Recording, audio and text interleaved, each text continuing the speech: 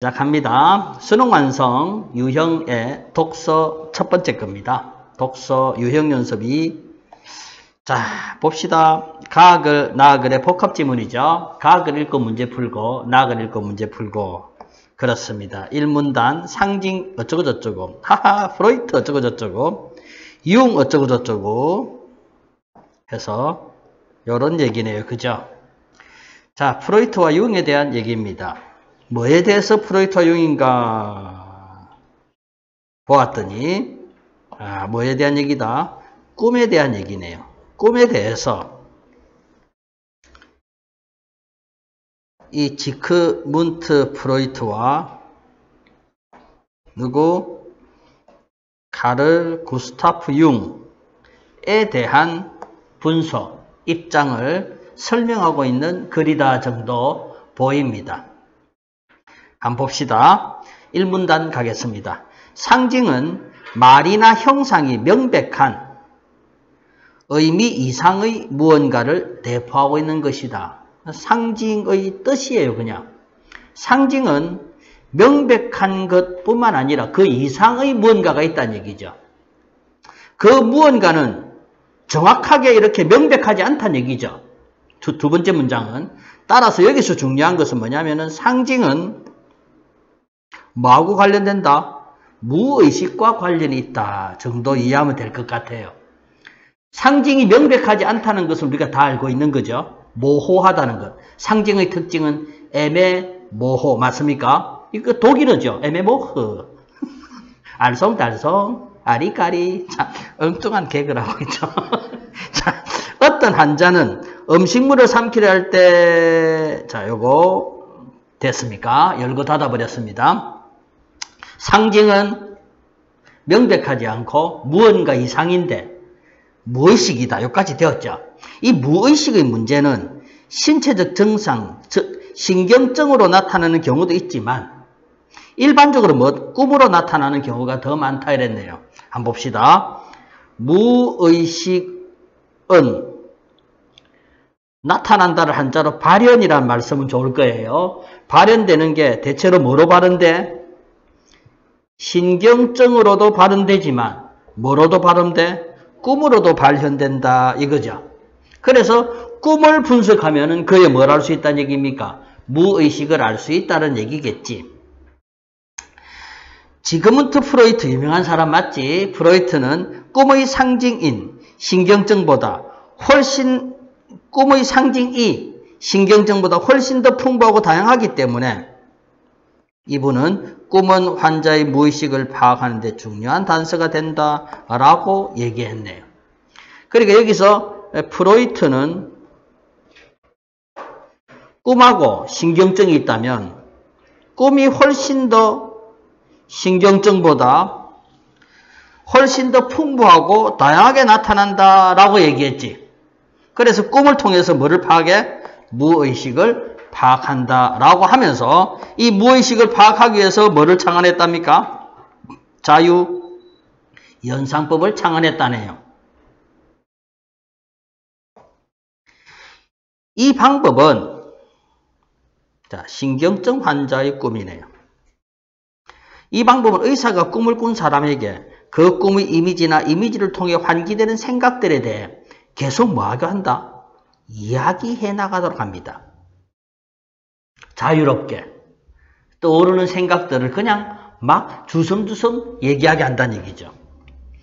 의사는 환자와 이렇게 이야기를 해 나가는 과정에서 환자가 말한 것과 자 환자가 자 여기서 중요한 거 나온다. 말한 것이 있고 환자가 의도적으로 말하지 않는 것이 있다는 얘기죠. 즉 A가 있고 B가 있다는 얘기지. 자유연상을 통해서 A, B가 있는데 말한 것과 말하지 않은 피한 것이죠. 피한 것이라고 제가 바꿨다. 를 통해 병의 무의식적 배경을 밝혀낼 수 있답니다. 즉 프로이트는 자유연상을 통해서 환자들이 감추려고 하고 억누르려고 하는 자 보세요. 감추려고 하고 억누르려고 하는 것은 A겠나 B겠나? B겠죠. 즉 피하려고 한 것에 바로 여기에 뭐가 있다? 문제의 무의식적 근원이 있다라는 거죠. 임상 경험을 통해 프로이트는 억압되어 무의식에 잠재하던 욕구가 꿈으로 나타난다라는 이 말을 얘기했네요. 이제 자, 사람마다 억압되던 욕구는 뭐로 드러난다? 꿈으로 나타난다라는 이 이론을 제시했고요. 이 이론은 널리 인정을 받게 되었다 이거죠. 자, 정리한다면 억압된 뭐는 욕구는 꿈으로 드러난다. 이렇게 프로이트는 얘기한 모양이죠. 되었습니까? 그런데 융이라는 사람은 무의식을 분석하는데 자유연상법은 오류가 생기기 쉬운 방법이라는 의혹을 가지게 되었다라고 했으니까 융은 프로이트를 긍정하나 비판하나? 이제 이거는 뭐 하는 사람이구나. 비판을 하는구나 정도 이해하면 되겠지. 그의 동료는 러시아 여행 중에서 처음 보는 키릴 문자를 보고 공상에 빠졌는데 생각이 꼬리에 꼬리를 물면서 콤플렉스라고 불리우는 무의식적 근원에 이르는 경험을 하였답니다. 융은 이를 통해 자, 이제 봅시다.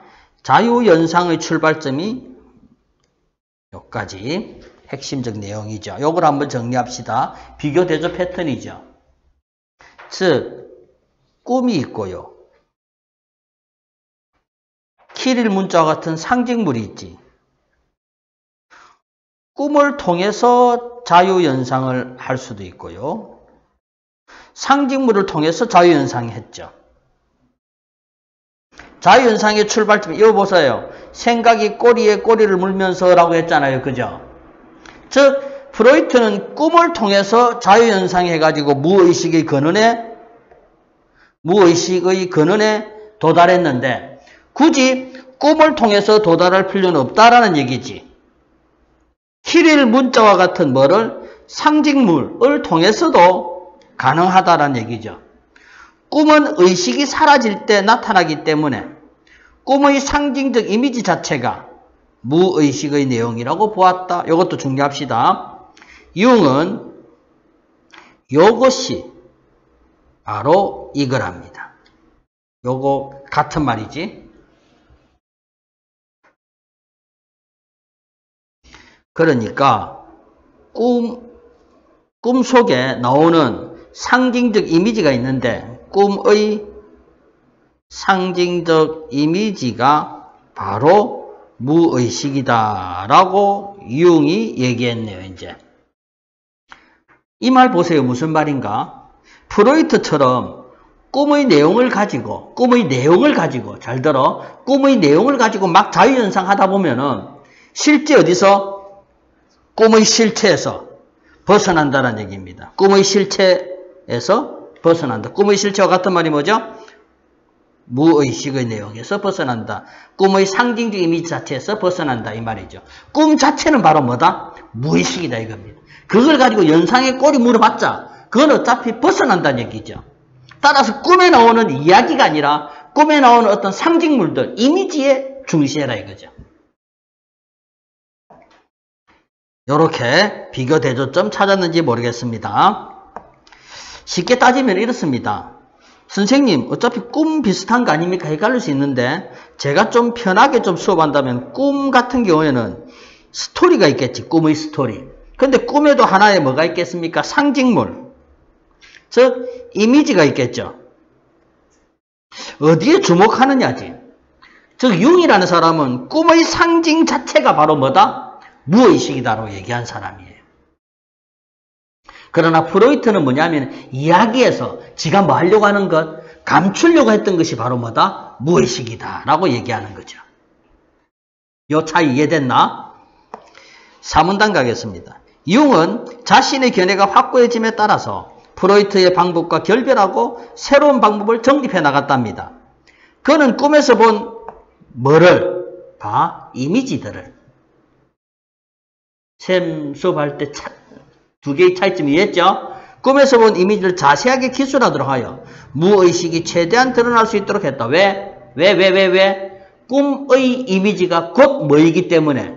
무의식의 내용이기 때문이죠. 그렇다면 봐봐. 요 놈은 플러스가 마이너스가 융이 볼 때. 이거는 누구 거죠? 요거는 프로이트 거라는 거 이제 잘했으면 요 정도 잡으면 아주 글이 쉬워진다는 얘기죠. 글을 읽을 때 이게 비교 대조 패턴이구나 라고 하면 원용쌤처럼 이렇게 글 지루하게 읽을 필요 없어요.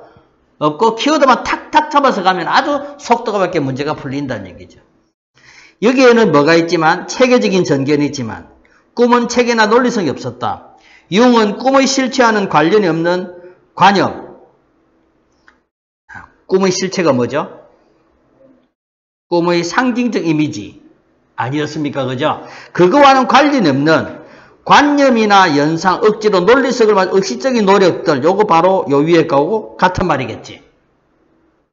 프로이트가 했던 것 모두 배제하고 꿈의 이미지들이 상징하는 것에 초점 맞췄다 이거죠. 자, 요거 쌤 정리하면은 봐봐. 이 부분 정리가 확실히 이해되죠? 그냥 이겁니다.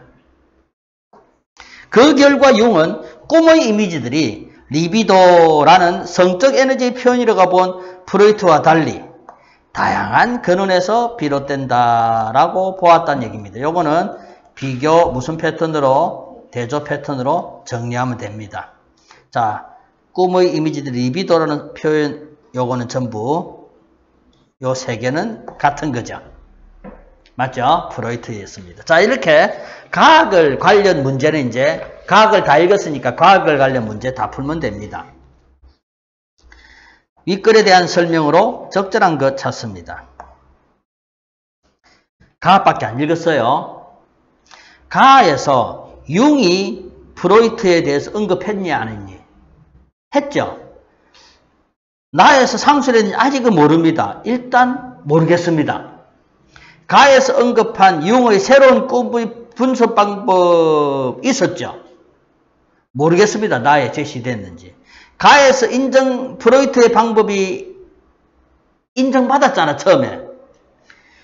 융에 의해 권위를 잃게 됐는지는 모르겠는데 그것이 나에 있는지는 모르면 이까지는 맞죠. 가에서 프로이트와 융의 연구 방법이 가진 차이점을 얘기했네요. 아, 참네. 답이 없네요. 나를 읽어야지 답이 나올 것 같아요.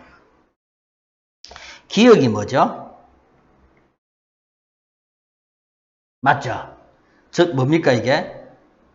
꿈속에 나타난 상징 혹은 이미지였지. 적절하지 않은 겁니다. 기억은 무의식적 근원을 이루는데 단서가 된 상징이다. 맞습니까? 선지 4번 갑니다.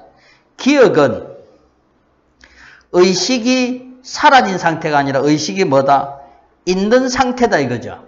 맞습니까? 키릴 문자, 처음에 키릴 문자를 봤다 했잖아. 여기 러시아 여행 중에서 봤지. 맞지? 이걸 보고 이제 생각해가지고 그 다음에 꿈에 대한 얘기를 한 거죠. 그래서 선지 4번 기억은 의식이 사라진 상태가 아니죠. 이거는 무슨 중에서? 여행 중에서 본 거니까 맞는 거죠. 기억은 의식이 사라진 상태가 아니다라는 말 아닙니까? 그 다음에 기억은 컴플렉스 내용을 간접적으로 보여준다 이거죠. 맞죠? 맞습니다. 간접적으로 보여준다. 이것도 답이 없네요. 참네. 자, 그 다음에 3번 가볼까요? 못 풀죠? 맞죠? 4번 풀 수 있는데 뒤에 하도록 합시다. 4번의 사례 1은 할 수 있을 거예요. 사례 1만 한번 해볼까요? 신경증 환자입니다. A는 유니콘을 타고 가는 꿈을 꿨답니다. 의사와 상담을 했네요. 의사가 A에게 꿈과 관련하여 자, 마음에 일어나는 것들을 자유롭게 이야기하도록 했다. 요거 뭡니까? 자, 요거 뭐라고 쓸래? 맞습니까? 자유연상법이죠. 뭐에 대해서 이야기하도록 했다 이거죠. 그렇다면 이거는 누구와 관련되겠습니까? 프로이트하고 관련되겠지. A는 유니콘을 마스코트로 하는 야구팀의 팬이었고 어린 시절 자 요거를 신나게 얘기했네요. 말한 거가 감춘 거가 말한 거죠. 그런데 아버지에 대한 화제에 이르자 다른 이야기를 하자고 하였다 하니까 요거는 감추고 싶은 거죠. 따라서 여기에 뭐가 있다는 얘기입니까? 여기에 회피하고자 한 것이니까 여기에 무의식의 근원이 있다라고 얘기하겠지. 누구? 프로이트는. 맞습니까? 자, 사례 1의 의사는 1번 맞죠? 사례 1에서 프로이트의 해석에 의하면 무의식적 근원일 가능성이 높다. 맞습니까? 사례 1은 다 풀었습니다. 그 다음에 5번 문제 풀 수 있을까요? 못 풀겠네요. 그죠? 나학을 읽고 가도록 하겠습니다. 많은 가나 문제를 풀어봤는데 이때까지 가나 함께 있던 문제를 풀었는데 야 유일하게 가글로 다 안 풀렸네요. 보통 가글로 다 풀렸는데 나학을 가겠습니다. 1문단 갑니다. 융은 자 융에 대한 얘기입니다. 꿈의 이미지와 어디에 몰두했답니까? 자 위에는 이제 꿈의 뭐 이미지였죠. 꿈의 상징. 즉 융은 꿈의 이미지하고 고대 신화에 대한 이 두 개를 연구했다네요. 봐봐. 그렇다면 이까지만 읽어도 이 둘의 관계가 있다는 얘기죠. 저는 이것만 딱 읽고 아 뭐에 대한 얘기겠구나라고 일단 알았습니다. 원형 이미지에 대한 얘기돼요. 한번 봅시다. 집단 무의식 얘기입니다. 가글에 얘기되었던 것은 어떤 사회를 구성하고 있는 전체 집단에 대한 얘기가 가글은 아니면 개인에 대한 얘기가 개인 신경증 환자 얘기였죠. 따라서 가글은 신경증 환자인 개인에 대한 얘기인데 이번에 집단 무의식 얘기가 나옵니다. 이제 한번 읽어봅시다. 신화와 신경증 환자가 떠올리는 이미지들 사이에 유사성이 있다. 자, 봐봐. 전혀 엉뚱하죠. 신화는 여러분들 뭐 알고 있습니까? 신화는 뭐 있죠? 단군 신화, 주몽 신화, 그리스 로마 신화 이런 거 있잖아요. 그 신화하고 뭐하고 이 개인이 떠올리는 이미지들하고 뭐가 있대요? 유사성이 있다. 뭐야 이거? 하면서 이제 신경증 환자의 이야기가 태양의 한가운데서 둥근 관이 나오고 그 관을 움직여 바람을 만들어냈다는 이야기를 했답니다. 요거 신경증 환자의 얘기고요. 그 다음 이와 비슷한 이야기가 이런 데 나온답니다. 맞지? 그런데 환자는 전혀 고대 미트라교 경전이라는 것을 전혀 본 적이 없고 아는 게 없답니다. 그런데도 니은과 같은 걸 했다는 얘기지. 그래서 야 융은 자 요게 이제 융이 실험한 거죠. 그랬을 때 왜 환자가 기술하는 꿈에서 본 이 환상적 내용이 고대 미트라교 경전에서 온다라는 것을 발견하고 개인적 무의식에 덧붙여 플러스했죠. 그러니까 개인적 무의식과 무슨 무의식? 집단 무의식이 있다 이거죠. 자, 개인적 무의식이 있고 그 다음 또 뭐가 있어? 집단 무의식이 있는데 집단 무의식 안에 뭐하고 뭐가 있답니까? 본능하고 원형이 있다 이거죠. 본능과 원형이라는 두 개 요소로 이루어진 집단 무의식을 강조했답니다. 하니까 이제 뭐죠? 비교대조 패턴이죠. 그죠? 자, 본능이란 특정 행동을 하게 하는 충동이다. 이거 쉽죠? 본능이다, 본능. 어떤 특정 행동을 충동으로 새들이 저녁 되면 집에 돌아가는 것처럼 생물학적으로 전달되는 것이랍니다. 생물학적으로 전달된다는 얘기는 결국 유전자를 통해서 전달된다는 얘기 아닙니까? 융은 자, 인간에게는 이와 더불어 대상을 인식하는 뭐가 있답니까? 무의식적인 이해 양식이 있는데 그것을 뭐래? 원형이다라고 얘기한다는 얘기죠. 자, 본능과 뭐를? 원형의 차이점 이해합니다. 본능은 뭐죠? 어떤 행동을 하게 하는 충동이고 마치 유전자를 통해서 그렇게 전성됩니다. 그 다음에 원형이라는 것은 또 뭐라고 했죠? 어떤 대상을 인식하는 이해 양식이라고 했습니다. 뭐지? 아직까지 잘 모르겠죠? 융에 따르면 둘은 모두 하니까 이건 뭡니까? 공통점이죠, 이제. 개인적 참을, 자, 이거는 우리가 안 읽어도 되는 거 맞니? 왜 이미 아는 거죠? 이 둘 다 공통점 뭐였습니까? 집단 무의식이었잖아. 따라니까 개인적 차원이 아니라 보편적이고 집단적인 것이며, 본능이 개인의 행동을 결정하는 것처럼, 자, 본능은 방금 개인의 행동을 결정했고, 원형은 개인의 이해 방식을 결정한다 라고 하죠. 두 개의 공통점은 다 이거는 집단 무의식이고. 여기까지 됐습니까? 그 다음 읽어봅니다. 상황을 어떻게 이해하느냐에 따라 이거는 뭐죠?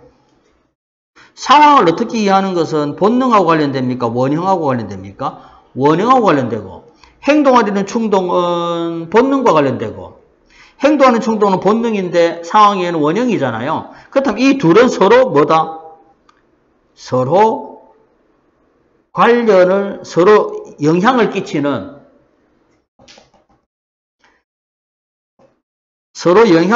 상보관계지. 맞습니까? 서로 영향을 끼칩니다. 융은 이처럼 본능과 원형의 관계는 연관되어 있으며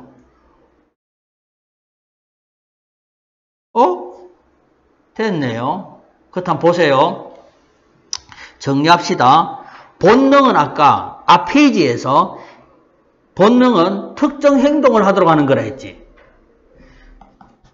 맞죠? 그리고 본능 또한 뭐다? 유전자를 통해서 전달된다 했잖아. 본능과 원형의 공통점 뭐죠? 둘 다 집단적이다. 그 다음에 뭐를 통해 된다? 유전자를 통해 전달된다. 한편 본능과 원형은 서로 상보적이다. 이게 지금 이 문단에서 얘기된 거죠, 이제. 정리했습니까? 자, 하나는 개인의 행동을 결정하는 반면 이해를 결정한다. 요거죠, 첫 번째. 그러나 둘은 서로 무슨 적이다? 상보적이다. 셋째, 이거는 개인적 차원이 아니고 보편적이고 무슨 차원이고 집단적인 것이고, 넷째, 유전자를 통해서 전달된다. 요거 됐습니까? 이런 문제 괜찮죠? 본능과 원형에 대한 설명으로 적절한가 적절하지 않은가. 됐습니까? 자, 그런데 원형이 유전된다라고 누가 얘기했습니까? 원형이 유전된다라고 누가 얘기한 거니? 이거는 융의 주장이죠. 이 융의 주장에 대해서 산문단이죠. 획득 현질이 유전된다라는 이제 반론이 제기되었죠. 융의 주장에 대해서 누군가 반론을 했다는 얘기지. 라마르크라는 사람, 어쨌거나 오류가 이 지문회를 통해서는 알 수 없어요. 그래서 읽어가면서 뭐지? 라고 할 수도 있겠지만은 지문을 통해서는 해결할 수 없는 질문입니다. 어쨌건 누군가 반론을 했죠. 이에 대해서 또다시 융은 재반론을 하는 거죠, 이제. 맞죠? 융은 유전을 통해서 전달되는 것은, 자, 유전을 통해 전달된다 했죠? 그거는 뭐가 아니고 경험을 통해 얻은 이미지들의 내용이 아니라 바로 뭐라? 형식이다 이거죠. 중요합니다. 유전을 통해서 전달된다라고 4번 항목에서 제가 얘기를 했는데 전달되는 것은 내용이 아니라 뭐가 전달된다? 형식이 전달된다 이거죠. 형식은 하나의 틀입니다. 틀. 원형이라는 것은 형식이니까 구조적이란 말 되죠. 형식적이고 구조적인 개념이고 원형적 이미지를 구성하는 세부 내용들은 보충 설명이죠. 내용은 달라진다 이겁니다. 요 말이 이해했나? 여러분들도 그런 거 있잖아. 그리스 로마 신화나 만약에 당군 신화 같은 경우에 분명히 내용은 다르겠죠. 그러나 신화의 틀은 같다라는 그 말입니다. 지금. 그리고 원형은 내용들은 달라질 수 있다. 환경이나 역사적 변화 달라질. 이런 점 때문에 융은 후기 저작에서 뭐를 구별했답니까? 원형 자체와 원형적 이미지를 엄격하게 구별했다 이거죠. 한번 이렇게 반론을 받으니까 이제 후기에 이르러가지고 더 이상 반론 안 받으려고 정확하게 의미 규정을 했다는 얘기죠. 즉 나옵니다. 원형적 이미지들은 다양하게 변이되어 나타나지만 당군 신화와 그리스 로마 신화 나타나지만 그것은 다 어디서? 원형 자체에서 비롯된다 이거죠.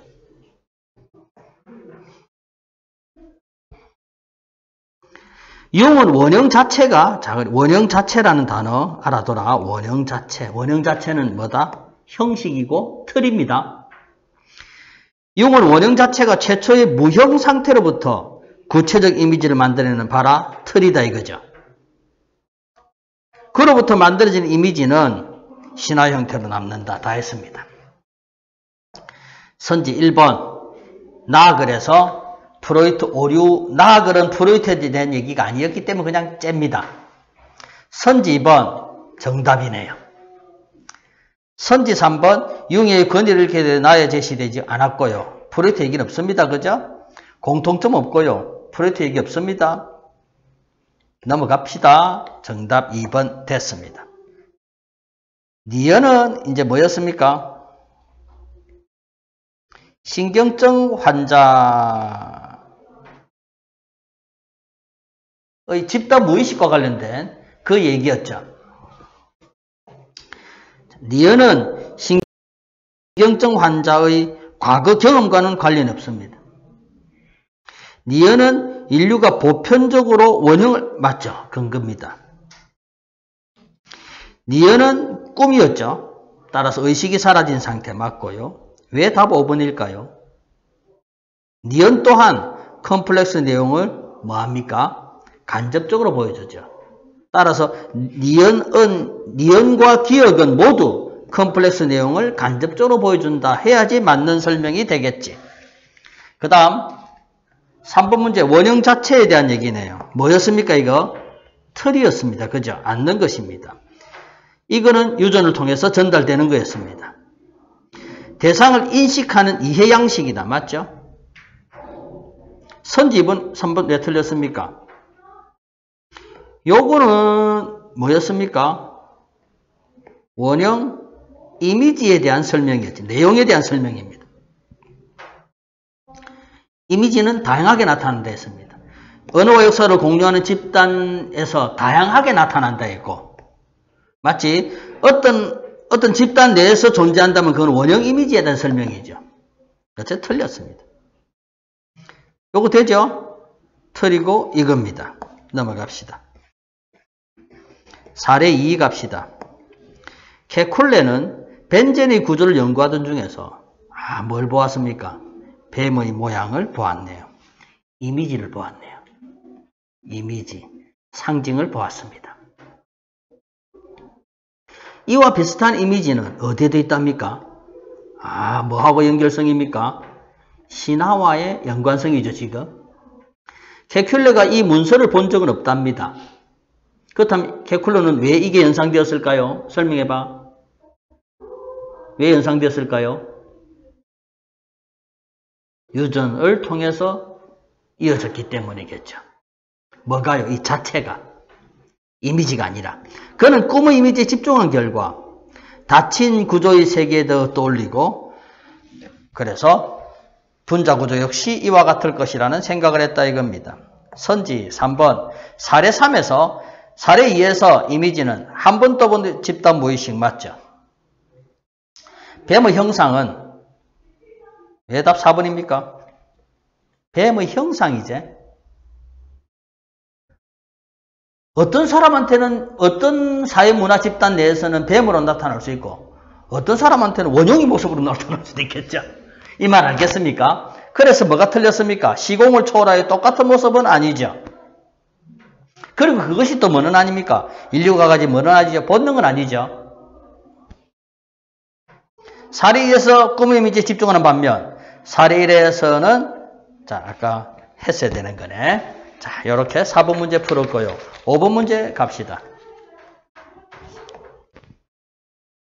적절한 것입니다. 융은 프로이트와 교류하면서 자신의 꿈과 신경증에 대해서도 이야기를 했습니다.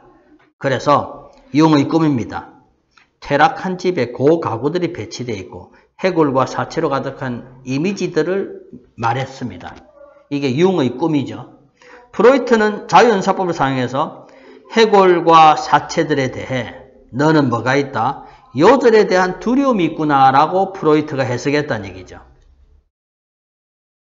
그러나 융은 이미지들이 화석 인류와 해부학에 관심 많았던 자신의 어린 시절 관련이 있다고 보았답니다. 융은 자신의 어린 시절과 관련이 있다고 보았답니다. 서로 지금 입장이 다르죠. 퇴락한 집과 고가구의 이미지는 이렇기 때문에 이렇게 보았답니다.